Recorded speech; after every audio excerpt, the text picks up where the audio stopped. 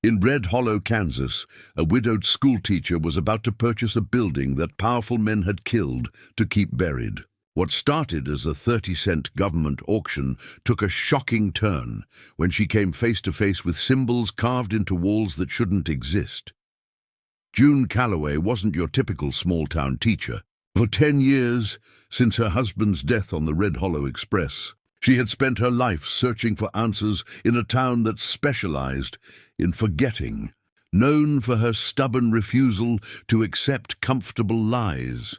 When she discovered the hidden vault beneath the abandoned train depot, she had no idea she was walking into a conspiracy that stretched from Depression-era railroad corruption to secret government war preparations. June made a choice that would lead to betrayal, fire, murder, and a national scandal that would expose the men who'd profited from America's collapse.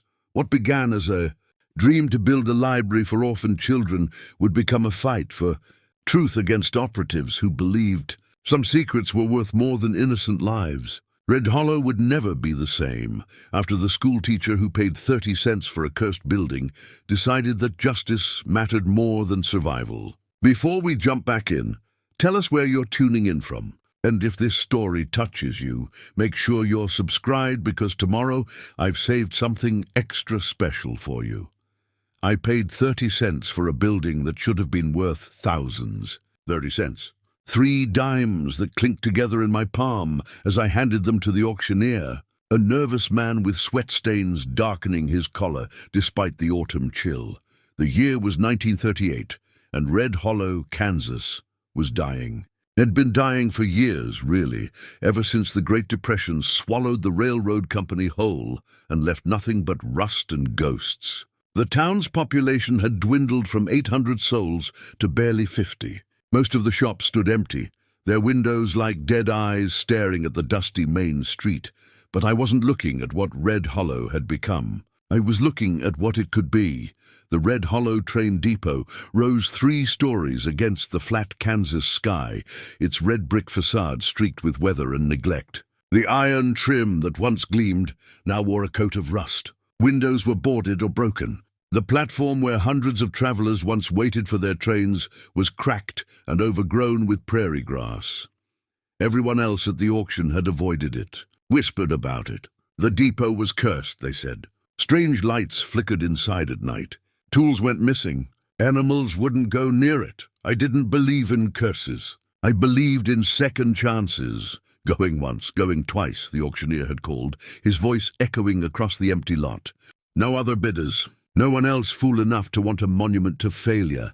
Sold to Miss Calloway for 30 cents. That's what I was now. Miss Calloway. Not Mrs. anymore. The train that took my husband 10 years ago had seen to that. Edward Calloway, engineer, killed in a derailment on the Red Hollow Express. They said it was mechanical failure. They said the brakes gave out on a curve. They said a lot of things, but none of them brought him back. Standing in the abandoned lobby now, deed clutched in my hand, I could almost hear the echoes of what this place used to be. The rumble of arrivals and departures, the chatter of passengers. The hiss of steam and the whistle's cry. I was a schoolteacher. I'd been a schoolteacher for 15 years, teaching children in a one-room building that leaked when it rained and froze when it snowed. But schools were closing. Families were leaving. There were only 12 students left in Red Hollow, and half of them were orphans with nowhere else to go. This depot would be their sanctuary. A library, a safe place. A reminder that even when everything falls apart, knowledge remains. At least, that's what I told myself as I pushed open the heavy front door and stepped inside. The lobby was vast and hollow. My footsteps echoed on warped floorboards covered in a decade's worth of dust and debris. The ticket counter still stood against the far wall, its wood dark with age. Behind it, cubbyholes for mail and messages gaped empty. A massive schedule board hung crooked, its times frozen on the day the station closed. Sunlight streamed through the broken windows, illuminating particles that danced in the air. The smell was overwhelming: mildew, rot, age, and something else. Something metallic and sharp that I couldn't quite place. I moved deeper into the space, my shoes leaving prints in the dust. The main waiting area stretched before me, ringed with wooden benches bolted to the floor. Most were broken, some were missing entirely. A cast-iron stove sat cold in the corner, its pipe disconnected and lying like a fallen snake. But it was the walls that caught my attention. Strange marks covered them. Not graffiti, not the random destruction of vandals. These were deliberate, precise, carved into the wood paneling and even etched into the plaster beneath. Symbols. I traced my finger along one set. 3 parallel lines intersecting with a circle. A series of notches that could have been measurements, arrows pointing toward the ceiling, toward the floor, toward doors I hadn't yet explored. Someone had left messages here, but for whom and why? I found the first maintenance log under the ticket counter, hidden beneath a collapsed section of shelving. The leather cover was warped and water-stained, but inside, the pages were legible, dates, times, notes written in a cramped, hurried hand. October 12, 1929, North Wall Maintenance. Checked seals. All secure, October 19, 1929. Strange echo in East Corridor. Investigated, nothing found. October 27, 1929. They're watching. Must be careful. The entries grew more cryptic as I turned the pages. November 3, 1929. Moved the lever. God forgive me. November 10th, 1929. If anyone finds this, look for Monroe's mark. The truth is in the walls. Monroe. That name tugged at something in my memory, but I couldn't place it. The last entry was dated November 15th, 1929, just 2 weeks before the stock market finally collapsed completely, just 1 month before the Red Hollow Line declared bankruptcy. They know I'm leaving tonight. The station keeps its secrets. Let it keep mine too. No signature. Just that final, desperate message. I was so absorbed in reading that I didn't hear the footsteps behind me until a voice cut through the silence. You shouldn't have bought this place. I spun around, clutching the logbook to my chest. A man stood in the doorway, backlit by the afternoon sun. He was tall and stooped, dressed in clothes that had seen better decades. His face was weathered and lined, his eyes bloodshot but sharp. Harold Finch. I knew him by reputation. Everyone in Red Hollow did. The town drunk. The man who used to be somebody before the railroad died and took his purpose with it. Mr. Finch. I kept my voice steady. You're trespassing. Am I? He stepped inside, moving with the careful precision of a man who'd learned to hide his intoxication. Or are you? This place has been mine for longer than you've owned a deed. I don't understand. No. His laugh was bitter. You don't, but you will. The question is whether you'll live long enough to regret it. He moved closer, and I could smell the whiskey on him. But his eyes weren't drunk. They were haunted. I worked here, he said. 23 years. Started as a maintenance boy, worked my way up to foreman. I knew every pipe, every wire, every brick in this building. I loved this place like it was alive. Then you should be happy someone wants to restore it. Restore it. His voice rose. You think you can restore it? Lady, this depot doesn't want restoring. It wants forgetting. I held up the logbook. Is this your writing? His face went pale. For a moment I thought he might bolt. Then he sagged, shoulders dropping as if I'd cut the strings holding him upright. No, he whispered. That's Elias Monroe's hand. God rest his soul, wherever it is. Who was Elias Monroe? The architect, the engineer, the genius who designed this place? Finch's eyes drifted to the walls, to those strange carved symbols. And the man who disappeared the night the company died. A chill ran down my spine that had nothing to do with the autumn air. What happened to him? Same thing that happens to anyone who digs too deep into Red Hollow's past. Finch met my eyes. They vanish. Sometimes their bodies turn up in a ditch. Sometimes they're never found at all. You're trying to scare me. I'm trying to save your life. He pointed at the logbook. You found that under the counter, didn't you? In the hidden compartment. I nodded slowly. There are others, compartments, hiding places. Monroe built them throughout the station. Secret spaces in a building full of secrets. He moved to the wall, running his hand over the carved symbols. These marks, Their directions, maps. Monroe left a trail for someone to follow. Follow where? To the truth. Finch's voice dropped to barely a whisper.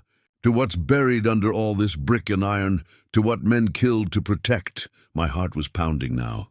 What's buried here, Mr. Finch? He turned to face me, and in his eyes I saw genuine fear. I don't know, he said. I helped build it, but Monroe never told me what it was for.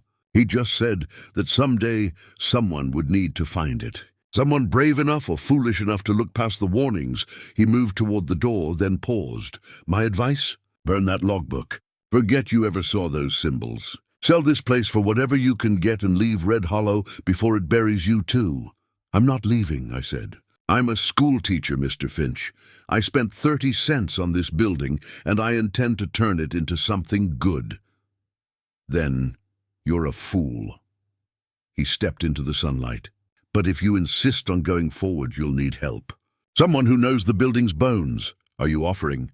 I'm saying that if you start pulling on Monroe's thread, you'd better have someone watching your back. He looked back at me one last time.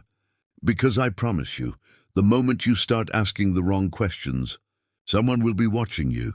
He walked away, leaving me alone in the vast lobby with a water-stained logbook and a building full of secrets.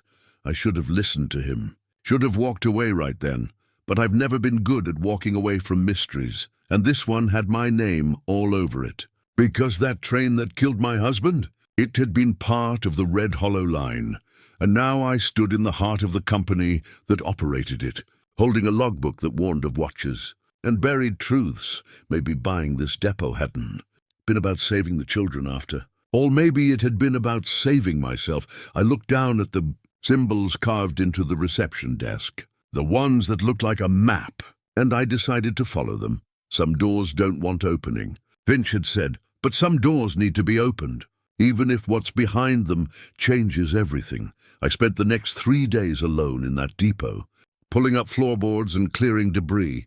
The children would have to wait. This mystery had hooked itself into my ribs, and I couldn't shake it loose. On the second day, I found the compartment. I'd been working in what used to be the freight office, a small room off the main lobby where shipping logs and cargo manifests would have been kept. The floor was a mess of broken furniture and rotted paper. As I swept away decades of accumulated filth, my broom caught on a board that gave under pressure. The floorboard lifted easily, revealing a hollow space beneath. Not a rat's nest or forgotten storage. A deliberately constructed hiding place lined with oiled cloth to keep moisture out. Inside lay a roll of papers tied with string. My hands trembled as I untied the knot. The papers unrolled across the dusty floor, and I found myself staring at blueprints. Detailed architectural drawings of the Red Hollow Depot, showing every floor, every room, every structural support. But these weren't standard blueprints. They showed things that shouldn't exist. Extra walls with no apparent purpose. Spaces between floors that were too large. Corridors that led nowhere on the official plans, but clearly existed in these hidden drawings. In the bottom corner of each sheet, a signature. Elias Monroe, architect. 1928, the year before the collapse. The year before, everything fell apart. I spread the blueprints across the old freight desk, weighing down the corners with debris. The more I studied them, the more I realized that the Red Hollow Depot was not what it appeared to be. Monroe had built a puzzle box, a building within a building. One drawing showed the main lobby with notations I couldn't decipher, technical symbols I'd never seen before. But one thing was clear. Behind the schedule board, there was supposed to be a cavity in the wall. A space large enough for a person to stand in. I left the freight office and returned to the lobby. The schedule board hung crooked on the wall, its painted times forever frozen. It was large, maybe 6 feet wide and 4 feet tall, suspended by iron brackets. The brackets were designed to swing. I grabbed the left side of the board and pulled. It didn't budge. Years of rust and neglect had locked it in place. I tried the right side with the same result. Then I remembered Monroe's logbook. The truth is in the walls. I examined the board more carefully. The numbers painted on its surface weren't random. They followed a pattern. Departure times all ending in multiples of 3. Arrival times, all ending in multiples of 7. I traced my finger along the frame, feeling for inconsistencies. There, a small notch carved into the wood at the 3-7 intersection. I pressed it. Something clicked deep within the wall. The sound was faint but unmistakable, mechanical, alive. The schedule board shuddered, dust cascading from its edges. Then, with a groan of metal on metal, it swung open like a door. Behind it lay darkness, and the smell of oil and iron. I lit the kerosene lamp I'd brought from town and held it up to the opening. A narrow passage stretched into the wall, barely wide enough for one person. The walls were iron, not wood, riveted plates like the inside of a ship. I should have waited. Should have brought Harold Finch or Sheriff Reeve or anyone with more sense than courage, but the passage called to me, and I've never been good at resisting calls. I stepped inside. The lamplight flickered across the iron walls, revealing more symbols carved into the metal. The same language that covered the outer walls, but here they were deeper, more urgent. As if Monroe had been trying to leave a message that couldn't be erased. The passage turned sharply after 10 feet, opening into a small chamber no bigger than a closet. A work table had been bolted to the floor, its surface covered in tools and papers that crumbled when I touched them. But beneath the debris, protected by a sheet of glass, lay another blueprint. This one showed something I hadn't seen in the other drawings. A vertical shaft running from the basement through all 3 floors to the roof, and at its center a mechanism. Gears and counterweights and pulleys, arranged in a configuration I couldn't understand. Handwritten notes covered the margins. Emergency system. Activated by sequence. Will not function without all 3 keys. First key, faith in the foundation. Second key, truth in the architecture. Third key, courage in the revelation. Faith, truth, courage. What did that mean? I was so absorbed in studying the blueprint that I almost missed the most important detail. In the bottom corner, beneath Monroe's signature, someone had written a note in different ink. Fresher ink. June 1935. If you find this, look for the lever behind the timetable board. The mechanism still works, but be warned. Opening what lies below will expose what was meant to stay buried. E.M. Elias Monroe. But 1935 was 6 years after Monroe disappeared. 6 years after everyone assumed he was dead, unless he hadn't disappeared at all. Unless he'd been hiding. My mind raced. If Monroe had been alive in 1935, he might still be alive now. He might be watching me even at this moment, waiting to see if I'd follow his trail. I returned to the lobby, my lamp casting wild shadows on the walls. The timetable board hung open like a broken jaw, its hidden passage exposed. But Monroe's note had mentioned another lever. Behind the board itself, I searched the wall cavity, running my hands along the iron plates. There, a small handle, no bigger than my palm, set flush with the metal. I gripped it and pulled. Nothing happened. I pushed instead. The handle sank into the wall with a solid thunk, and then the entire depot groaned. It started as a low rumble beneath my feet. Then the walls began to vibrate. Dust rained from the ceiling. The floorboards creaked as something massive shifted below. I stumbled backward, my lamp swinging wildly. The sound grew louder, more insistent. Metal grinding against metal. Ears engaging after years of stillness. And then, with a final shudder that shook the building to its foundation, everything stopped. Silence crashed back down. Broken only by my ragged breathing, the lobby looked the same. Nothing had visibly changed, but I could feel the difference. The air pressure had shifted. The way sounds echoed had altered. The building had transformed, rearranged itself in some subtle but profound way. I heard footsteps on the wooden porch outside. Heavy boots, multiple sets. My heart seized. I doused the lamp and pressed myself against the wall beside the front door, hardly daring to breathe. Through the broken window, I saw a figure approach, tall, broad-shouldered, moving with the confidence of someone who had every right to be here. Sheriff Tom Reeve. He knocked on the doorframe, though the door stood open. "Miss Calloway." "You in there?" I let out a shaky breath and stepped into view. "Sheriff, you startled me." He removed his hat, his weathered face creasing with concern. "Heard a commotion. Sounded like the whole place was coming down. Thought I'd better check on you. Just old buildings settling," I lied. "Floorboards giving way." His eyes moved past me to the open schedule board, the exposed passage. His expression hardened. "That's not settling. That's exploring places best left alone. It's my building, Sheriff. Your building, maybe, but not your history." He stepped inside, his boots echoing in the hollow space. "I grew up in Red Hollow, Miss Calloway. I was here when the railroad died. I was here when Monroe disappeared. And I was here when 3 other people tried to dig into this depot's secrets. What happened to them? One left town in the middle of the night and never came back. One had an accident on the rail line. And one," he paused, choosing his words carefully, "one fell down a shaft inside this building and broke his neck." The air felt colder suddenly. "Accidents," I said. "Telling and preparing this story took us a lot of time, so if you are enjoying it, subscribe to our channel. It means a lot to us. Now, back to the story." "Maybe." His eyes met mine. "Or maybe warnings. This depot has a way of protecting its secrets. And the people who want those secrets kept have a way of protecting the depot." "What people, Sheriff?" "The kind that don't announce themselves. The kind that move in shadows and leave no traces." He moved closer, lowering his voice. "There's been talk, Miss Calloway. Strangers asking questions about who bought the station. Cars passing through town that don't belong. Someone's interested in what you're doing here, and that interest isn't friendly." My throat felt tight. "If you're trying to scare me, I'm trying to keep you alive." His voice was urgent now. "Whatever Monroe hid in this building, it's worth killing for.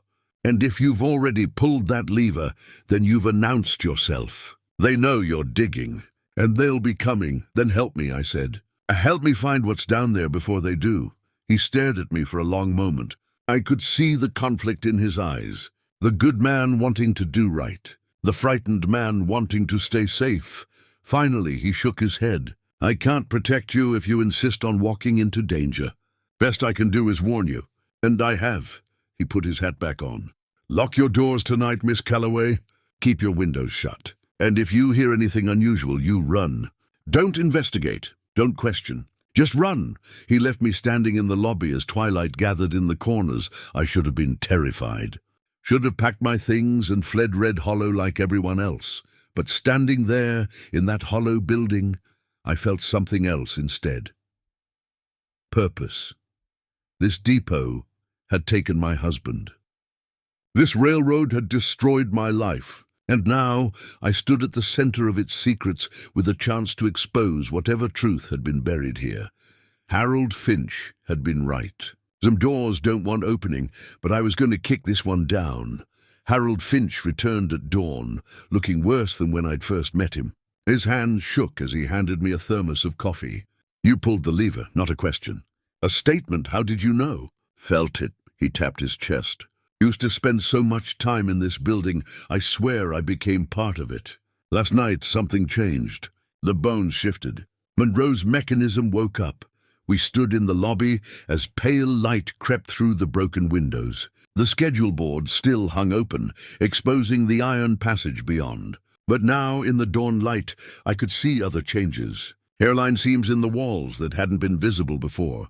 Floors that sat slightly uneven, as if sections had lowered or raised during the night's mechanical symphony. "Show me what happened," Finch said. I took him through my discovery. The compartment, the blueprints, the passage behind the schedule board, the lever that triggered the transformation. He listened without interrupting, his bloodshot eyes growing sharper with each detail. When I finished, he nodded slowly. Monroe's last design, the one he never showed the company. "You knew about this?" "Suspected." He moved to the iron passage, running his hand along the riveted walls. "We built strange things in 28 and 29, walls that didn't make sense. Shafts that went nowhere. Monroe would send the crew away and work alone for hours. When we came back, new sections would be sealed. He said it was structural reinforcement, but it wasn't. No." Finch stepped into the passage and I followed. It was this. A building within the building. A machine hidden inside architecture.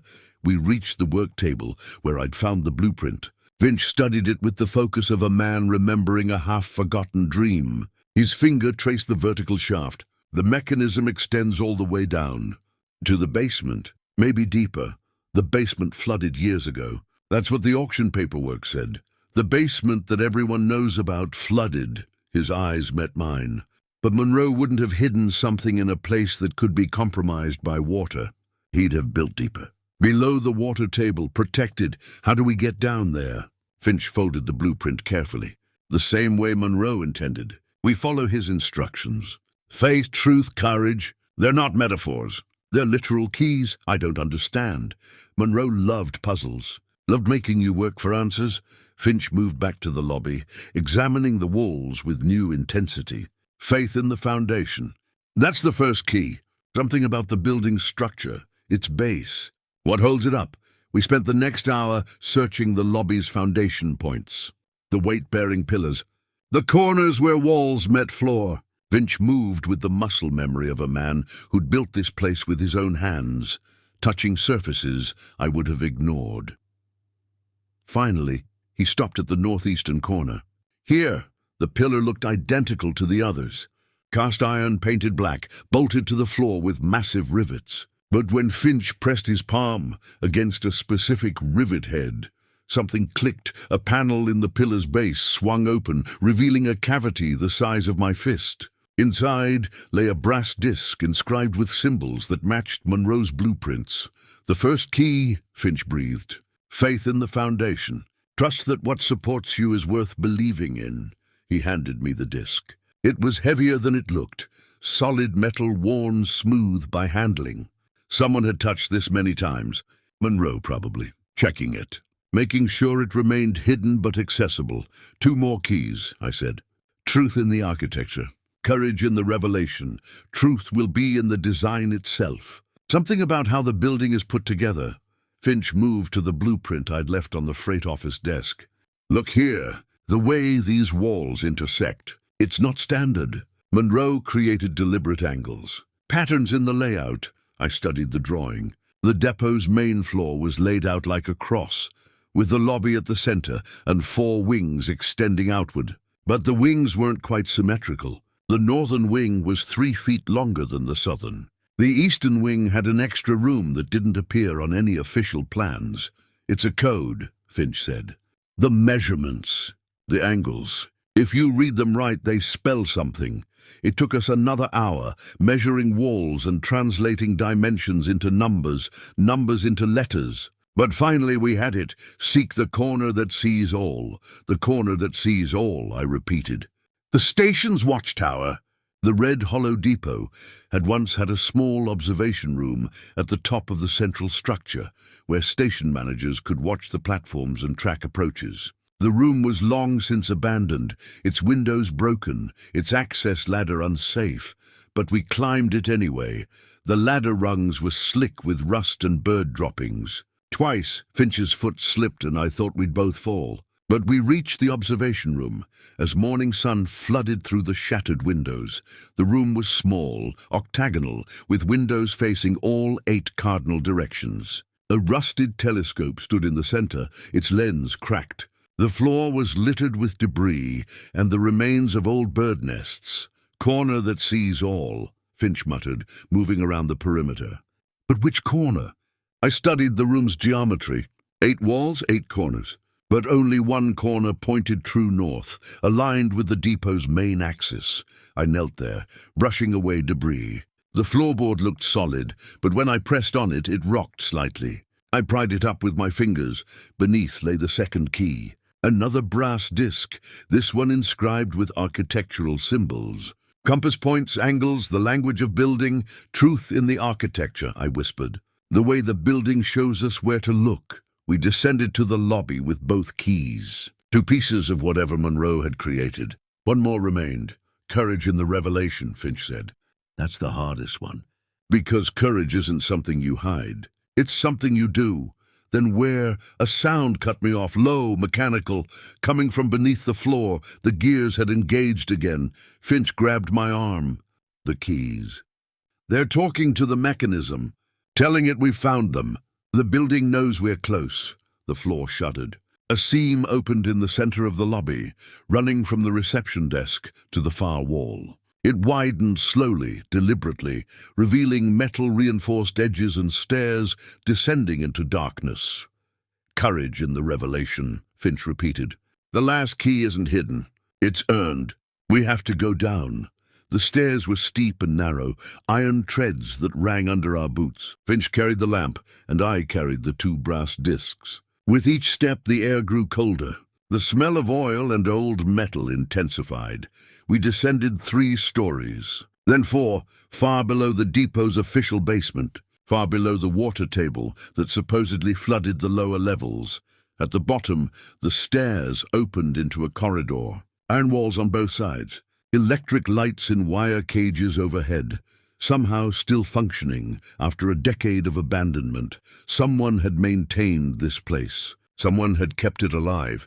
The corridor led to a vault door. It was massive, 8 feet tall, 4 feet wide, made of reinforced steel, with a combination lock unlike anything I'd ever seen. Not numbers, symbols, the same symbols that covered Monroe's blueprints and the brass discs, 2 indentations on either side of. The lock matched the discs perfectly. The first 2 keys. Unlock the lock, Finch said, but we need the 3rd to open the door. He placed the faith disc in the left indentation. I placed the truth disc in the right. They sank into the steel with satisfying clicks, and the lock's mechanism began to turn.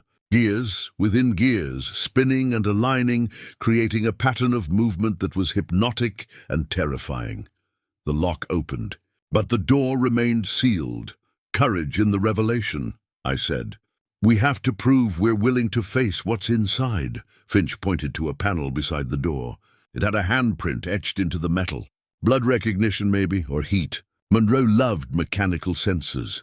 I pressed my palm against the panel. Nothing happened. Finch tried. Still nothing. Then I understood. Courage isn't about what you touch. It's about what you're willing to risk. I gripped the vault door's handle and pulled. An electrical charge shot through me. Not painful, but shocking, testing. The mechanism was reading me. Reading my intent. My willingness to proceed despite the danger. I held on. The charge intensified. My muscles locked. My vision blurred. Every instinct screamed at me to let go, but I didn't, because 10 years ago my husband died on a Red Hollow Line train, and no one gave me answers. Because this depot held secrets that had killed to stay hidden. Because sometimes courage means holding on when everything tells you to run. The charge stopped. The vault door swung open with a groan of ancient hinges. Beyond lay a chamber the size of a small house. Shelves lined the walls filled with ledgers and documents. In the center sat an iron chest, sealed with chains, and on the wall above it, written in paint that still looked fresh, was a message. To whoever has the courage to stand here, the truth you seek will cost you everything. What lies in this chest was stolen to fund a war that hadn't yet begun. What lies in these ledgers proves that men in power knew depression was coming and profited from collapse. They built this vault to preserve evidence. I disappeared to protect it. Now the responsibility passes to you. Choose wisely. Expose this, and they will come for you. Bury it, and history repeats. Elias Monroe, November 1929. Finch read the message twice. His hands were shaking. God help us, he knew. Before the crash, before the depression, Monroe knew. I moved to the iron chest. The chains weren't locked. They'd been arranged for show, for warning. I pushed them aside and opened the lid. Inside lay fortune beyond imagining. Gold certificates, bonds, currency from a dozen nations. And beneath it all, a leather ledger with names and numbers. I opened it with trembling hands. The first name I saw made my blood freeze.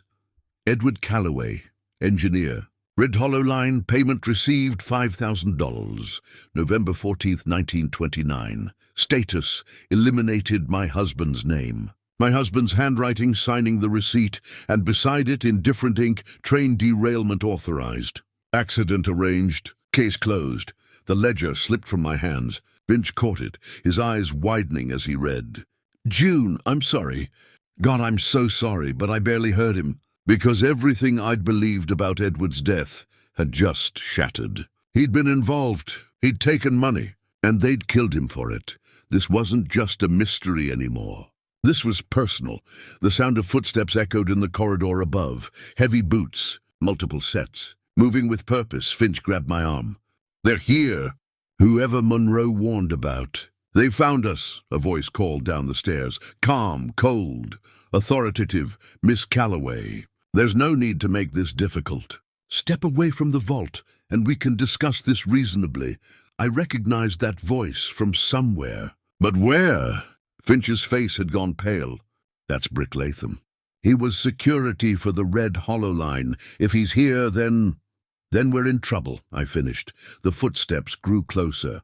Multiple men, armed probably, and we were trapped at the bottom of a secret vault with evidence that could topple powerful people. "Courage in the revelation," Monroe had written. "The truth you seek will cost you everything."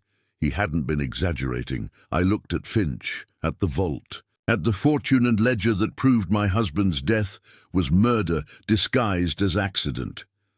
Then I looked at the corridor where our hunters descended. Some walls hide money, I thought. Others hide sins. Either way, sooner or later the truth leaks through, and I was going to make sure this truth flooded out, even if it drowned me in the process. Finch moved fast for a drunk. He grabbed the ledger, stuffed it inside his coat, and pointed to a ventilation shaft in the corner of the vault. Monroe always built 2 exits, always. The footsteps were closer now. 30 seconds, maybe less. I shoved handfuls of gold certificates into my satchel while Finch pried open the vent cover. The shaft beyond was narrow, barely wide enough for a person. "Go," he hissed. "I'll slow them down. I'm not leaving you. You're not leaving the evidence either." He pushed me toward the opening. "That ledger proves everything. Your husband's murder, the conspiracy, all of it. Someone has to survive to tell the story."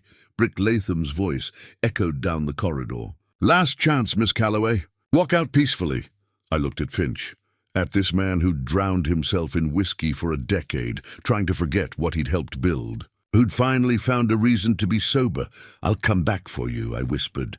"No, you won't." His smile was sad. "But you'll finish this." "That's enough." I crawled into the shaft as Brick and his men entered the vault. The last thing I saw was Finch standing between them and my escape route, his hands raised, his voice steady. "Gentlemen, let's talk about old times." The shaft led upward at a brutal angle. My shoulders scraped against the metal. My knees screamed. But I climbed, hand over hand, foot over foot, away from the vault. Away from Finch's sacrifice, I emerged behind the depot's old boiler room, covered in rust and cobwebs. Through the grimy windows, dawn was breaking over Red Hollow. I'd escaped. But Brick knew who I was, knew what I'd found. And now I was alone with evidence that could destroy powerful men. I needed help. Someone with authority. Someone who could authenticate the documents and protect me long enough to expose the truth. I needed someone I could trust. 3 days later, I made the worst mistake of my life. Her name was Margot Whitby, and she arrived in Red Hollow on the afternoon train, like an answer to a prayer. "Government archivist from Topeka," she said, "specializing in Depression-era infrastructure records. I heard about your purchase of the depot," she said over coffee, at the town's only remaining diner. "Fascinating historical property. I'd love to document it before you begin renovations." She was polished, professional, everything I wasn't. Her suit was pressed, her hair perfectly pinned, her smile warm and genuine. I should have been suspicious. Should have questioned why a government archivist would travel to a dying town for a derelict building. But I was desperate. And desperate people make fatal errors in judgment. I found something, I told her. Documents. Historical records that suggest corruption in the railroad's collapse. Her eyes lit up with what I thought was scholarly interest. "May I see them?" I showed her copies I'd made of the ledger, not the original. Some instinct told me to keep that hidden. But enough to prove the conspiracy existed.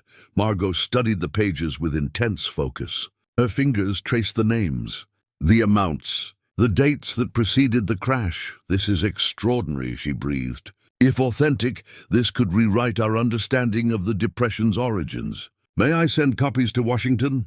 My superiors need to verify these documents. Will they protect me? Of course. Her hand covered mine, reassuring, sisterly.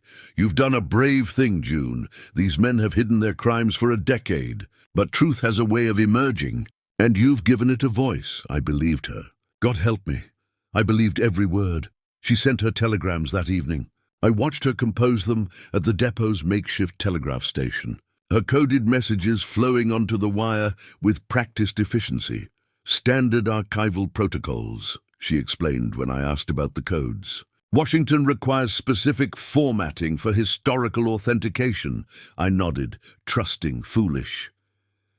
That night I slept in the depot for the first time. Margot had insisted on staying to help catalogue the building's features. Safety in numbers, she'd said. I woke at 3 in the morning to the sound of Morse code clicking in the darkness. I crept through the depot's shadows, following the telegraph's rhythmic clicking. Margot sat at the machine, her back to me, tapping out another message. The return clicks came immediately. Too immediately, as if someone was waiting for her signal. I memorized the pattern. Dash, dot, dash. Dot, dot, dot. It wasn't archival formatting. It was military code. When Margot finished and returned to her makeshift bed in the office, I examined the telegraph. She'd left a receiving slip tucked beside the machine. Subject secured. Package authenticated. Retrieval authorized. Latham en route, Latham, Brick Latham. The man who'd cornered us in the vault. The man who'd captured Finch. Margot wasn't an archivist. She was an operative, and I'd just handed her the only copies of the evidence. My hands shook as I processed the betrayal. Every kind word, every reassurance, every promise of protection, all lies. Margot wasn't here to help me expose the conspiracy. She was here to contain it. To contain me, I had maybe 6 hours before Brick arrived. 6 hours to retrieve the original ledger from its hiding place and escape Red Hollow. But first, I needed to know who Margot really worked for, and why they wanted the evidence buried so desperately. I waited until Margot's breathing deepened into sleep. Then I searched her belongings. Her leather bag contained what I expected. Government credentials, travel documents, nothing unusual. But sewn into the bag's lining, I found a photograph. It showed 5 men in suits standing before the Red Hollow Depot in 1929. I recognized 2 of them from newspaper archives. Railroad executives. One was a senator. Another wore a military uniform I couldn't identify. The 5th man stood slightly apart from the others. Younger, scholarly-looking. Holding blueprints under his arm, Elias Monroe. On the photograph's back, a notation, War Preparedness Division. Project Red Hollow. Funding source secured, War Preparedness Division. Before the Depression. Before World War II. Someone had been planning, preparing, using stolen money to fund secret projects while the nation collapsed, and Monroe had been part of it. Until he wasn't. I photographed the picture with the small camera I'd borrowed from the school. Then I replaced everything exactly as I'd found it. At dawn, Margot woke to find me making coffee. "Sleep well?" she asked. "Perfectly." I handed her a cup. "I've been thinking. The ledger mentions a cache of additional documents, hidden in the depot's eastern wing. Would you like to help me search for them?" Her eyes gleamed. "Absolutely. The eastern wing didn't contain additional documents. It contained Harold Finch's emergency exit, a drop shaft designed to evacuate the building in case of fire. It descended 3 stories to a tunnel that led to the abandoned switching yard. I led Margot through the debris-filled corridor. "The records should be behind this wall panel," I said, pointing to a section of wooden paneling. She leaned close to examine it. I stepped back, and I pulled the lever Finch had shown me weeks ago. The floor beneath Margot's feet vanished. She dropped 6 feet onto a safety platform, bruised but unharmed. Before she could recover, I slammed the access panel shut and bolted it. Her screams echoed through the shaft. Threats, promises, her true voice finally emerging. "June, you don't understand. This is bigger than you, bigger than your husband. Let me out!" "I understand perfectly," I called down. "You're protecting murderers. and I'm going to expose every one of them. I ran. I found Harold Finch, where I'd feared I would. In the town doctor's office, bandaged and beaten but alive. They wanted to know where you'd hidden the original ledger, he croaked through split lips. I told them I didn't know, which was true. You never told me. I'm sorry. I held his hand. It was cold. Too cold. Don't be. His grip tightened. Did you get away? Yes, but Margot Whitby. She's not who she claimed. War Preparedness Division, Finch whispered. Monroe told me about them once. Said they were planning for a war nobody knew was coming, using Depression money to build weapons. Secret installations. The depot was one of their funding stations. That's why the vault existed, to hide their financial crimes. My husband. Was he part of it? Finch's eyes met mine. Edward discovered what they were doing. He was going to expose them. That's why they killed him. The derailment wasn't punishment for taking their money. It was punishment for growing a conscience. Relief and grief crashed over me simultaneously. Edward hadn't been corrupt. He'd been brave, and it had cost him everything. Where's the ledger now? Finch asked, hidden where Monroe wanted it. In the cornerstone of the depot's foundation. Sealed in wax, protected? Good, he coughed. Blood flecked his lips. Because Brick's coming, and he won't leave until he finds it or burns the whole building to ash? Then I'll give him what he wants. I stood. But not the way he expects. Finch tried to protest, but I was already gone. Racing back to the depot, back to where this had all begun. Brick Latham waited in the lobby. He wasn't alone. 3 men flanked him, all armed, all watching me with the cold patience of predators. Miss Calloway. Brick's voice was smooth, reasonable, more dangerous than any threat. You've caused considerable trouble. People in Washington are very concerned. They should be. I found proof they murdered my husband. Your husband was a thief who got cold feet. What happened to him was unfortunate but necessary. He stepped closer. The ledger. Give it to me and you can walk away. Keep your life. Keep your school. Forget this ever happened. And if I refuse? His smile never reached his eyes. Then you'll join Edward. Tragic accident. Teacher falls from depot roof during renovation. Red Hollow loses another good soul. I thought about Monroe's message. The truth you seek will cost you everything. I thought about Edward's photograph in that ledger. His signature on a receipt that condemned him. I thought about Harold Finch bleeding in a doctor's office for trying to help me. I choose truth, I said, and I pulled the lever that would burn us all. The depot had one final secret. One last mechanism Monroe had built into its bones.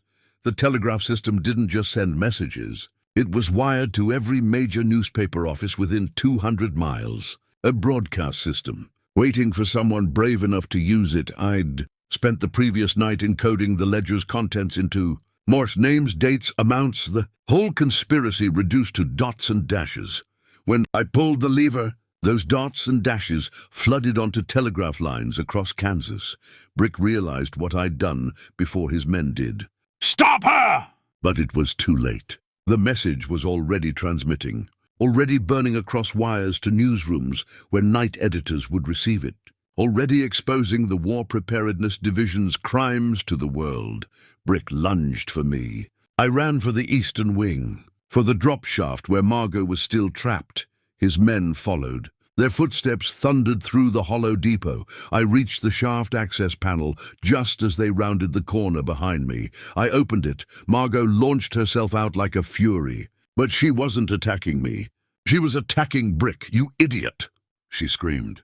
She's broadcasting. Every newspaper in the state knows. Your cover-up is finished. Brick's facade cracked. The calm operative vanished. What emerged was something desperate and violent. He drew his gun. I dove behind the fallen beam. The shot went wild. Brick advanced. Then Harold Finch appeared in the doorway. He shouldn't have been able to stand. Shouldn't have been able to walk. But he stood there bleeding and swaying, holding a railroad spike like a weapon. June, he called. Run! Finch, no, Brick turned, fired. The bullet caught Finch in the chest. He fell like a building collapsing. All the weight he'd carried, all the guilt, all the years of drinking to forget. They all fell with him, I screamed. Launched myself at Brick. My hands found his throat. We crashed into the wall. His gun fired again.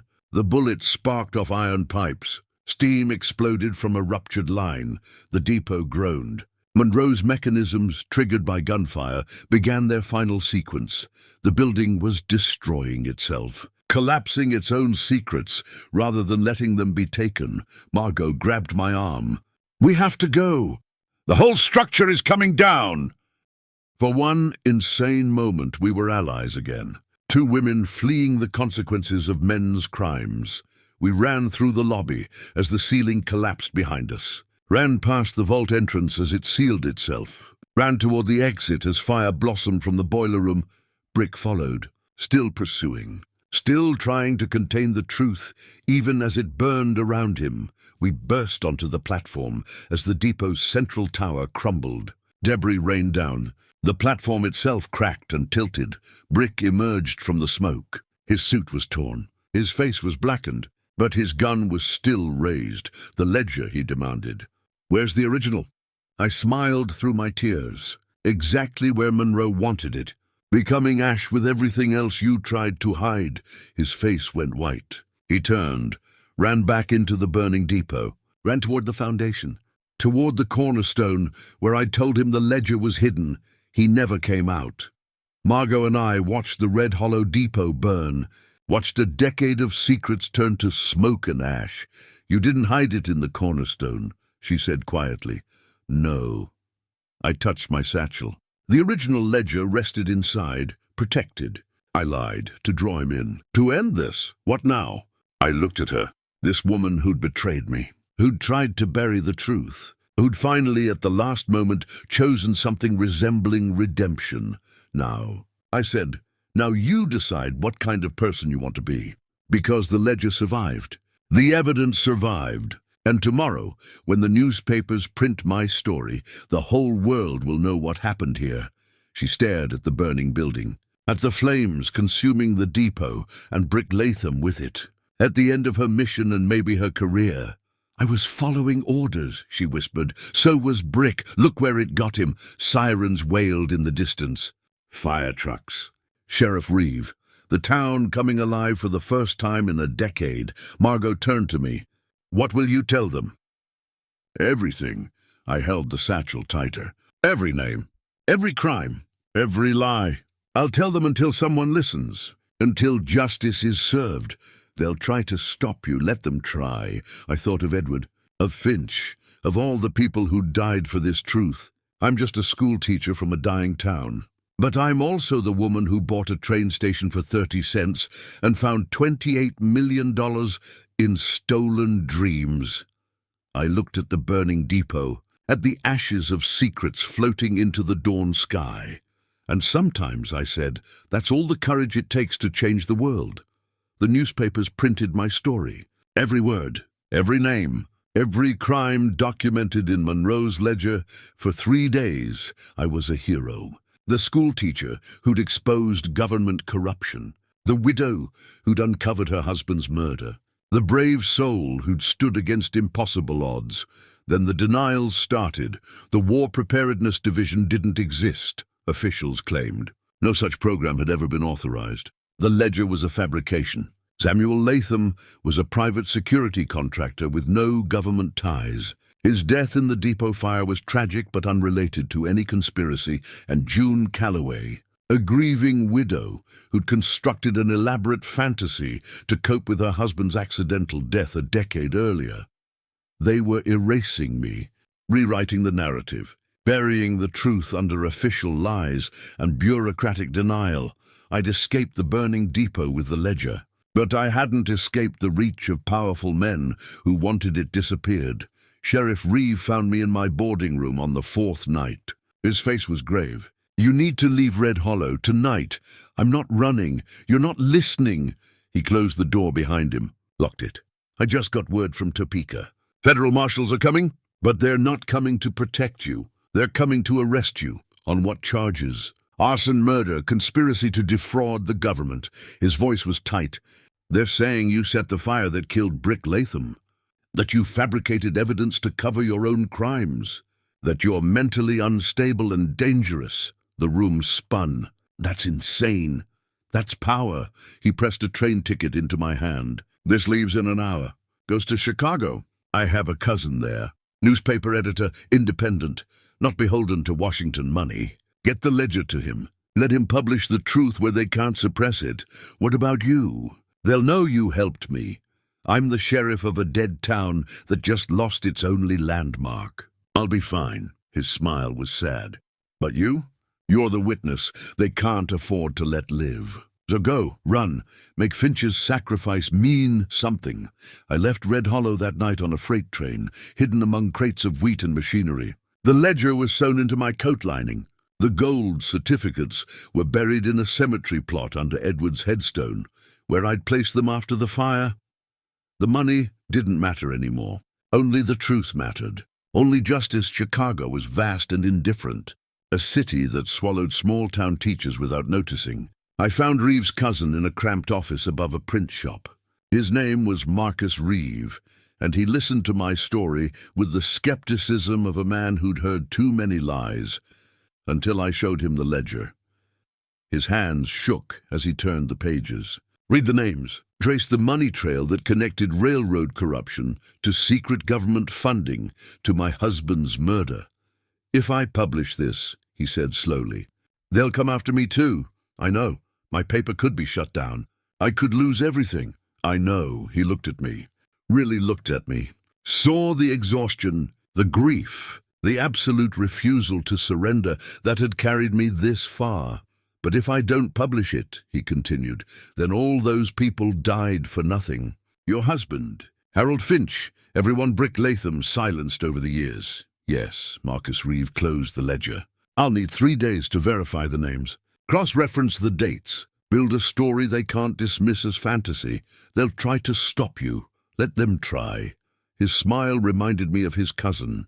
The same stubbornness, the same fundamental decency that made men like the Reeves believe in justice, even when the world proved otherwise. I've been waiting my whole career for a story like this. Those 3 days were the longest of my life. I stayed in a boarding house under a false name, jumped at every footstep, studied every face on the street for signs of recognition. On the morning of the 4th day, Marcus's newspaper hit the stands. Depot of lies. Government conspiracy behind railroad collapse. The story ran 8 pages. Every detail documented. Every claim supported. Every name exposed. By noon, the paper had sold out every copy. By evening, other newspapers across the country were picking up the story. By midnight, the War Preparedness Division was the biggest scandal in America, and by dawn, men came for me. They found me because I'd made a mistake. A small one, but fatal.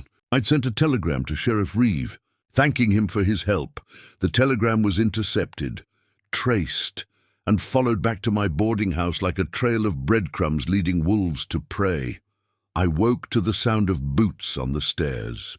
Multiple sets. Moving with military precision, I grabbed the coat with the ledger sewn inside and went out the window. Climbed down the fire escape as they broke through my door. Hit the alley running as their shouts echoed behind me. Chicago's streets were a maze. I'd studied them during my 3-day wait, memorizing exits and angles. Now that knowledge saved my life as I twisted through alleys and side streets, staying ahead of my pursuers by seconds. But they had cars, radios, coordination. I had only desperation and rage. They cornered me in the rail yard. Fitting, I suppose, that it would end where my husband's life had ended. Among tracks and trains and the ghost of industry, 5 men, all armed, all wearing the same expression Brick Latham had worn. Cold purpose, absolute conviction that they were protecting something larger than individual lives. The leader stepped forward. He was older than the others, grey at the temples, wearing a suit that cost more than my yearly salary. Miss Calloway, you've caused tremendous damage. The division's work is critical to national security. Your vendetta threatens programs designed to protect this nation. Your programs murdered my husband. Your husband was a criminal who stole money and then threatened to expose operational security. His death was regrettable, but necessary. He was a good man who grew a conscience. Conscience is a luxury we can't afford in dangerous times. The man's voice never wavered, never showed doubt. "The ledger. Give it to me and this ends. You'll be compensated, relocated, protected. I don't want protection. I want justice. Justice." His laugh was bitter. "Justice is a fairy tale we tell children. The real world runs on power and pragmatism. Your justice would destabilize programs that keep this country safe, would expose methods that protect millions. One man's death against a nation's security. That's not murder, Miss Calloway. That's arithmetic." I thought about Edward, about the man I'd loved who'd died alone on a train track because he'd tried to do the right thing. I thought about Harold Finch, about a broken man who'd found redemption in his final moments. I thought about Elias Munro, about an architect who'd built a vault to preserve truth, even knowing it would cost him everything. "Then your arithmetic is wrong," I said, "because truth isn't negotiable, and some things matter more than safety." I pulled the ledger from my coat, held it up so they could see it, and I threw it onto the tracks just as a freight train thundered past. The ledger disappeared under the wheels, ground into paper and ink and mechanical pulp. Destroyed beyond recovery, the men lunged forward. Too late, the evidence was gone, scattered across a mile of railroad track in pieces too small to reassemble. The grey-templed man turned to me. His face was rigid with fury. "You just destroyed the only proof you had." "No," I smiled. "I destroyed the only copy you could suppress. But Marcus Reeve has photographs, transcriptions, testimony. The story's already out there, already spreading. You can kill me, but you can't kill the truth anymore." For a long moment we stood in the rail yard. 5 armed men and 1 unarmed schoolteacher. The balance of power obvious to everyone. Then sirens wailed. Police. Real police. Not bought operatives or division agents. Marcus Reeve had called them before publishing his story. Had given them my location. Had bet that public scrutiny would protect me where private courage couldn't. He'd been right. The grey-templed man holstered his weapon. "This isn't over." "Yes," I said. "It is." They left, melted back into Chicago's shadows. The division would survive, I knew. Would find new ways to hide its operations. Would learn from its mistakes, but it would never again operate in complete darkness. Because I'd opened a window. Let light flood into spaces that had been sealed for decades. It wasn't perfect justice, but it was something. And sometimes something is enough. That was 15 years ago. I'm telling you this story now from the library I built on the ashes of the Red Hollow Depot. The building that started everything. The building that cost so much and gave so little back except truth. It gave me that. After Chicago, after the investigation, after the hearings that brought down 3 senators and 12 division operatives, I came back here. To Red Hollow. To the ruins the town tried to rebuild. Some families returned. New businesses opened. The population climbed back to 200 souls. Not what it was, but more than it had been, and I used the money. The gold certificates I'd buried under Edward's headstone. I dug them up and I built this library. 3 stories of books and learning and light. A monument to everyone who died so truth could survive. The children come here now. Orphans and farm kids, and the children of families trying to make new lives in a place history tried to forget. I teach them reading and arithmetic and history. Real history. The kind that includes uncomfortable truths and moral complexity. I never married again. Never wanted to. Edward's ghost walks these halls with me. So does Harold Finch's. So does Elias Munro's, though I never met him. They're part of the building now. Part of its bones. Sheriff Tom Reeve visits sometimes. He's older now, retired, but he still carries himself like a lawman. Still believes in justice even when the world makes it difficult. We sit in my office and drink coffee and talk about the old days. About the depot. About the fire. About how close we came to losing everything. Do you regret it? He asked me last week. All the pain it caused. All the loss? I thought about that question for a long time. Looked around at the library.